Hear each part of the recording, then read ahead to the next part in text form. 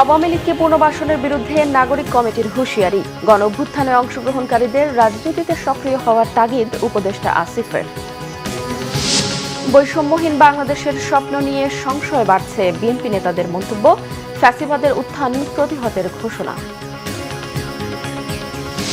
জলবায়ু পরিবর্তনে ক্ষতিগ্রস্ত দেশগুলোকে $543 কোটি দেওয়ার প্রতিশ্রুতি।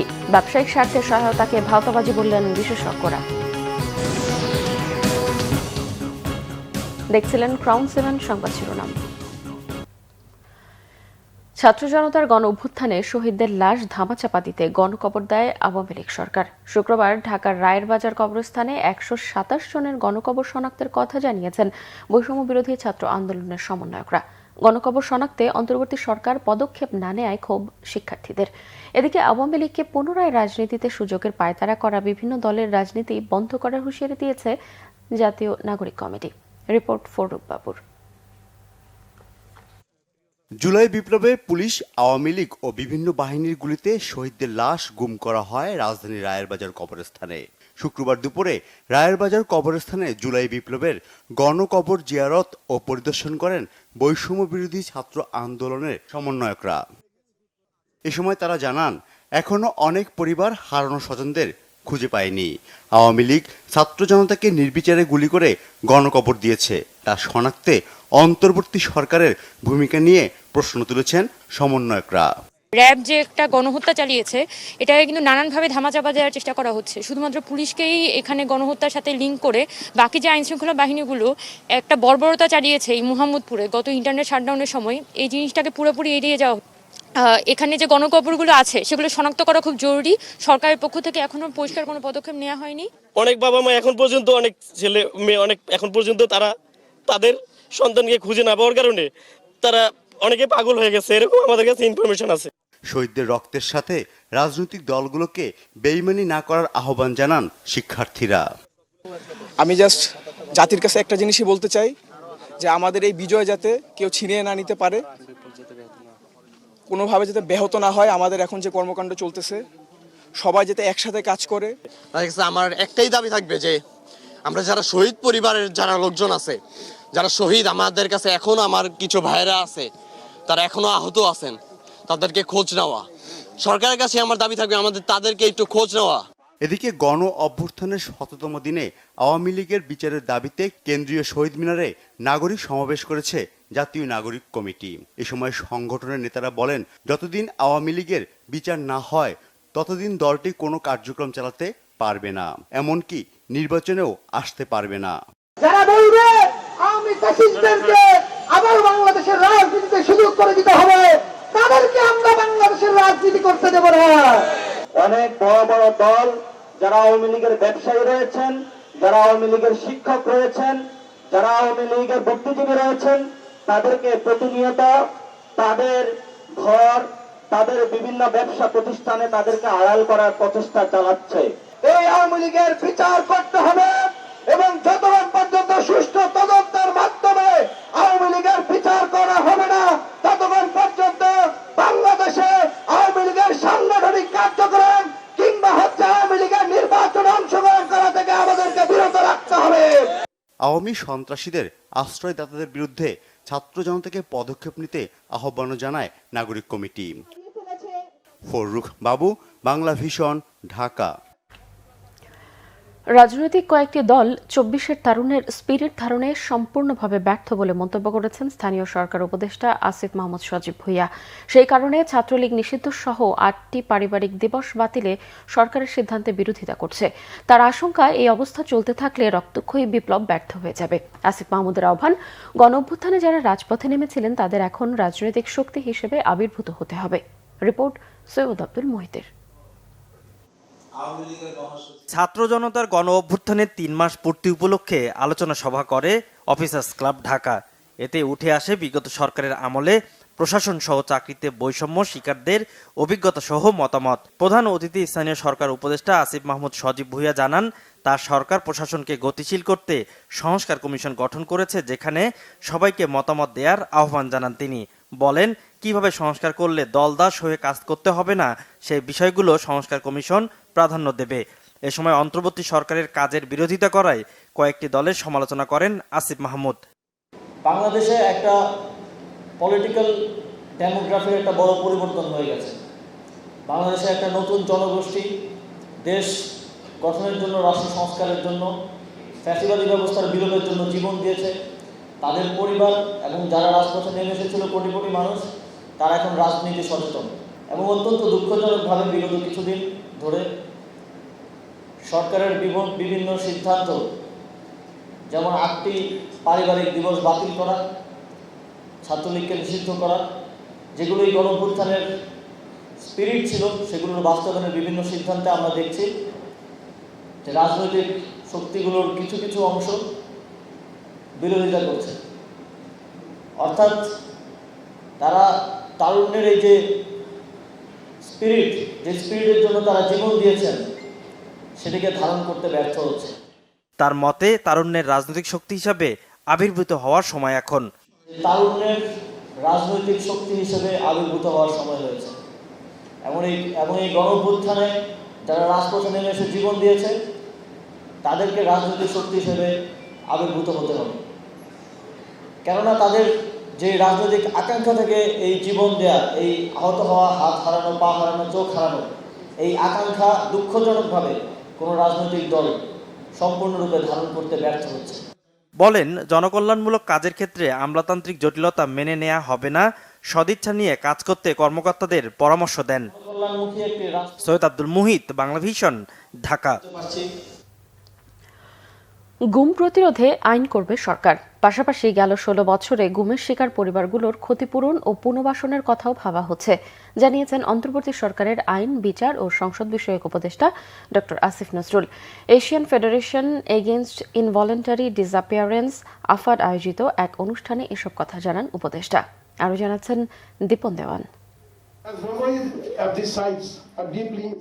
এই প্রথম বাংলাদেশে অনুষ্ঠান করার সুযোগ হলো এশিয়ার মানবাধিকার সংস্থা Asian Federation Against Involuntary Disappearance আফাডের, যেখানে অংশ নেন বাংলাদেশের সংগঠন অধিকার ছাড়াও এশিয়ার 12 দেশের মানবাধিকার সংগঠনের নেতারা। তারা তুলে ধরেন নিজ দেশের গুমের পরিস্থিতি। বাংলাদেশে গুম হওয়া পরিবারগুলো তুলে ধরেন গুমের শিকার ব্যক্তির স্বজনদের অভিজ্ঞতার কথা। আমার হাজবেন্ড সহ সবার বাইরে কোথায় আছে, অন্তত একটা সন্ধান আছে বা নাই, আমাদের অপেক্ষার প্রহরটুকু একটু শেষ হইতে দেন। আমরা তো তিলে তিলে মারা যাচ্ছি, প্রতিটা মুহূর্তে, প্রতিটা মিনিটে, প্রতিটা সেকেন্ডে আমরা মারা যাচ্ছি। আমরা আর কতবার মরবো আপনারা বলে। কংগ্রেস অফ আফাদে রাষ্ট্র ও সরকারের প্রভাবশালী ব্যক্তিরা সবচেয়ে বেশি গুরুত্ব দেন গুম প্রতিরোধে শক্ত আইন প্রণয়নের ব্যাপারে। If human rights defenders are detained, our soul is detained. If human rights defenders, if victim families are suffering, we all are suffering. I will do whatever is required to be done in accordance with law. But that law should be applied in a proper manner.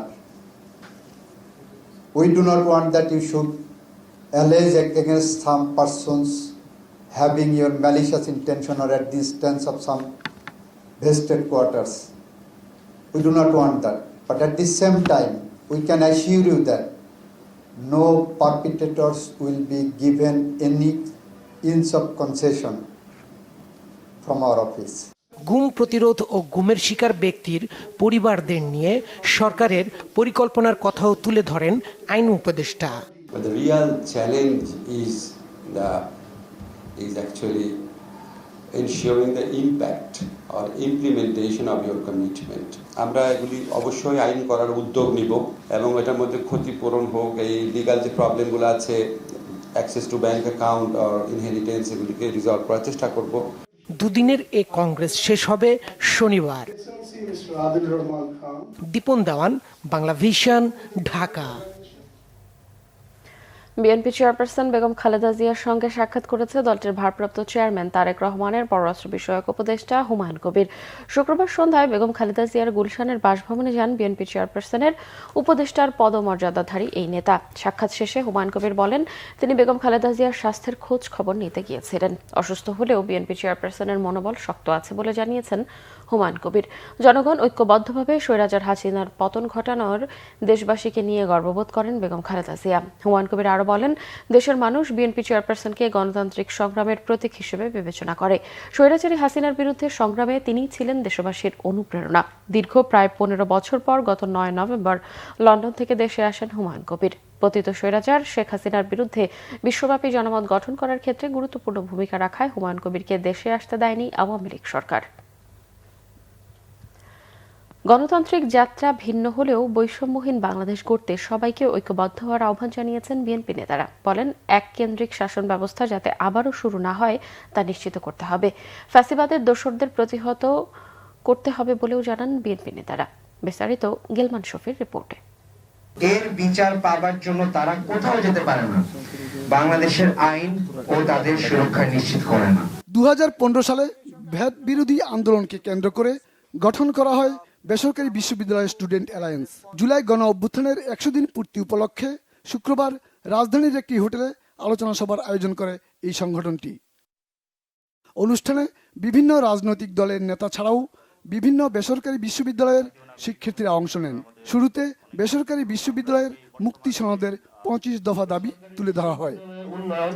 যে বৈষম্যহীন বাংলাদেশ বিনির্মাণে ছাত্র জনতা জীবন দিয়েছে, সে দেশ আগামীতে বিনির্মাণ করা যাবে কিনা এমন প্রশ্ন তুলেন বিএনপির স্থায়ী কমিটির সদস্য সালাউদ্দিন আহমেদ।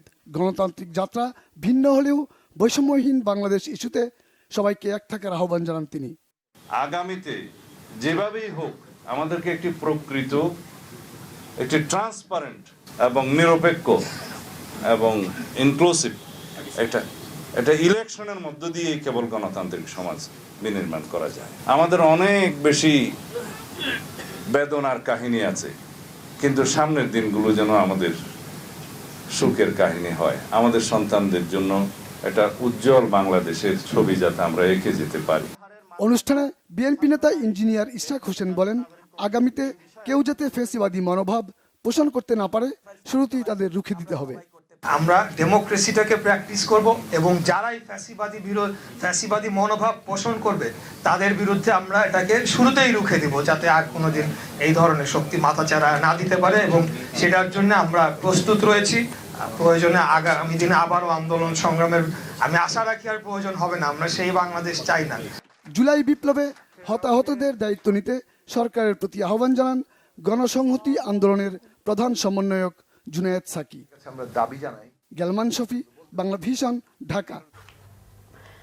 দুই দেশের সম্পর্ক উন্নত করতে বিশেষ কোনো দল নয়, বাংলাদেশের জনগণের সাথে সম্পর্কে গুরুত্ব দিতে ভারতের প্রতি আহ্বান জানিয়েছেন বিএনপির স্থায়ী কমিটির সদস্য আমির খসরু মাহমুদ চৌধুরী। শুক্রবার ঢাকা বিশ্ববিদ্যালয়ে মোজাফফর আহমেদ চৌধুরী মিলনায়তনে আয়োজিত আলোচনা সভায় তিনি এসব কথা বলেন। আমির খসরু মাহমুদ চৌধুরী বলেন, এতদিন ভারতের কাছে সম্পর্ক মানে ছিল কোনো একটি বিশেষ দলকে গুরুত্ব দেয়া। এখন সেখান থেকে বের হতে হবে। সম্পর্কের ক্ষেত্রে দুই দেশের জনগণের স্বার্থকেই প্রাধান্য দিয়ে চিন্তা করতে হবে বলেও মন্তব্য করেন বিএনপির এই নেতা।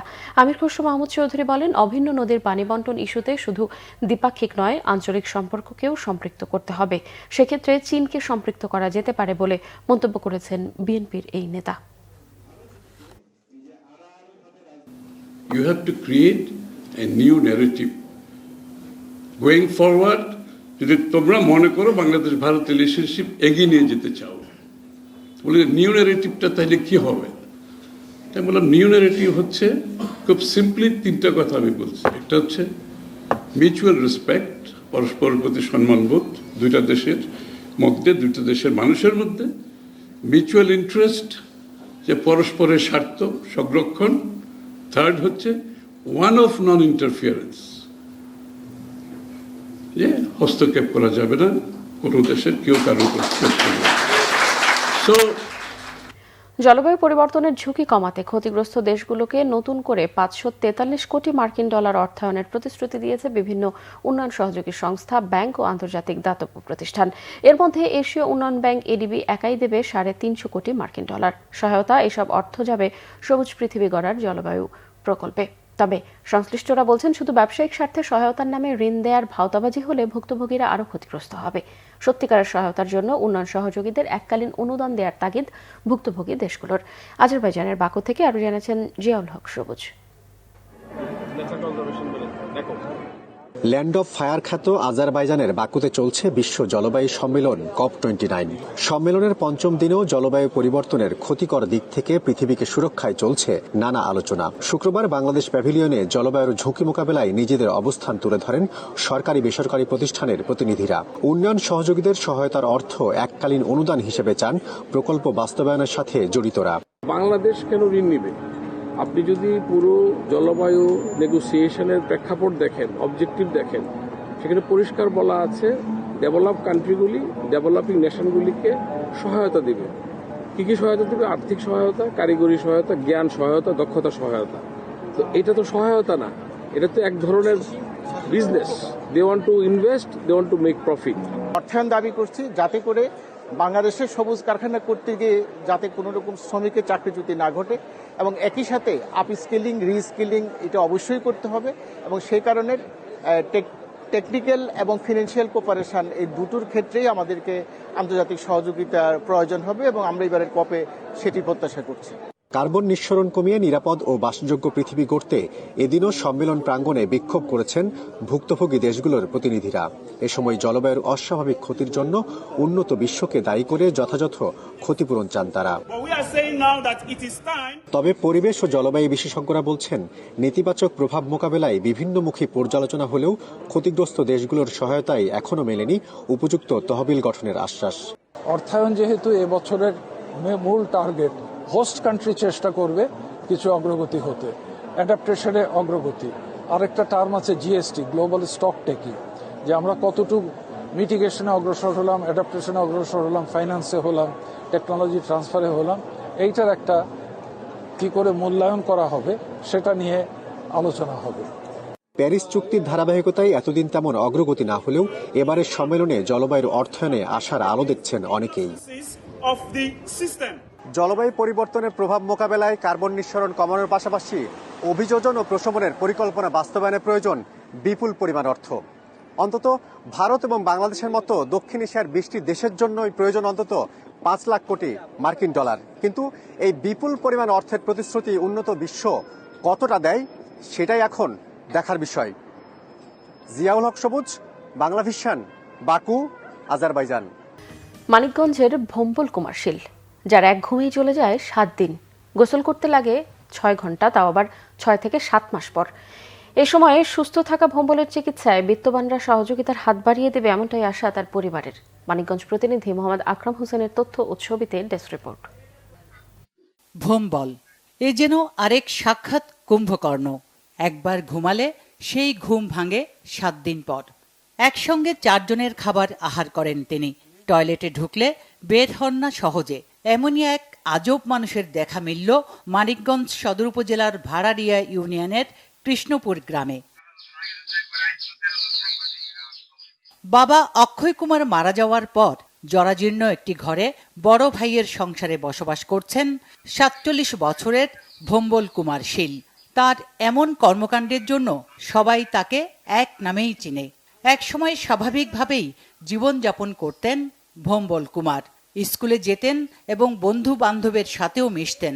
তবে গত 24 বছর ধরে এরকম অস্বাভাবিক জীবন যাপন করায় তার নাম ছড়িয়েছে এলাকার বাইরেও। বিশাল কষ্টে খায় না খায় বাঁচলাম, আমি দু একবার খাওয়া না খাই তাহলে মরে যাবো না। যদি মরে যাই তাহলে পৃথিবী তার দেহ না পাবো না। দু একবার খাওয়া রাখার চেষ্টা করি, তাও পারি না, 1-2 দিন পর পর করি। গোসল এখনো 1 মাস 2 মাস পর পর করি, মোটামুটি 4-5 ঘন্টা 27 ঘন্টা। টাকার অভাবে মানসিকভাবে অসুস্থ ভম্বলের ঠিক মতো চিকিৎসা করাতে পারেনি তার পরিবার ও স্বজনরা। আমার ওরে পরিচালনা করা অনেক কষ্ট। এখানে তারপরও ভাই তো ছোট ভাই, এখন যেহেতু বাপ মা নাই, এতিম, এখানে আমরা ছাড়া তো আর কেউ দেখার মতো কেউ নাই কে দুনিয়ায়। ভম্বলের ভাই ওইভাবে সংসার চালানোর মতোই নাই, ভম্বলের পরিস্থিতি অতটা ভালো না, ভম্বলের দেখার মতো কেউ নাই। তার একটা ঘরের ব্যবস্থা করে দিত, তার চিকিৎসার ব্যবস্থা করতো। সব সময় গোসল করতে দেখি না, 2-4-6 মাস পর নামলে আর সহজে উঠে না, 2-4-5 ঘন্টা পানিতে জলের মধ্যে নেমে থাকে। ভম্বল আগে ভালোই ছিল, আমাদের সাথে 1 বছরের সিনিয়র ছিল, ও লেখাপড়া করতো, মোটামুটি ছাত্র ভালো ছিল। ভম্বল কুমারের এই অস্বাভাবিক জীবনযাপন থেকে মুক্তি প্রার্থনা করে স্বজনরা। বিত্তবানরা তার চিকিৎসায় সহযোগিতার হাত বাড়িয়ে দেবে, এটাই প্রত্যাশা পরিবারের। Bangla vision news desk. সংবাদ শেষ করব ক্রাউন 7 শিরোনামগুলো আরও একবার জানিয়ে। আওয়ামী লীগের পুনর্বাসনের বিরুদ্ধে নাগরিক কমিটির হুঁশিয়ারি, গণ অভ্যুত্থানে অংশগ্রহণকারীদের রাজনীতিতে সক্রিয় হওয়ার তাগিদ উপদেষ্টা আসিফের। বৈষম্যহীন বাংলাদেশের স্বপ্ন নিয়ে সংশয় বাড়ছে বিএনপি নেতাদের মন্তব্য, ফ্যাসিবাদের উত্থান প্রতিহতের ঘোষণা। জলবায়ু পরিবর্তনে ক্ষতিগ্রস্ত দেশগুলোকে $543 কোটি দেওয়ার প্রতিশ্রুতি, ব্যবসায়িক স্বার্থে সহায়তাকে ভাওতাবাজি বললেন বিশেষজ্ঞরা। দর্শক, এই ছিল এখনকার মতো। পরের সংবাদ সকাল 10টায়, এর আগে সকাল 9টায় রয়েছে নিউজ টপ 10 দেখার আমন্ত্রণ রইল। এছাড়াও বাংলা ভিশন সংবাদ ও সংবাদ সংশ্লিষ্ট অনুষ্ঠান দেখতে ভিজিট করুন www.bbnews24.com ও facebook.com/banglavishnewse এবং সাবস্ক্রাইব করুন youtube.com/banglavishnewse। এতক্ষণ সঙ্গে থাকায় ধন্যবাদ সবাই।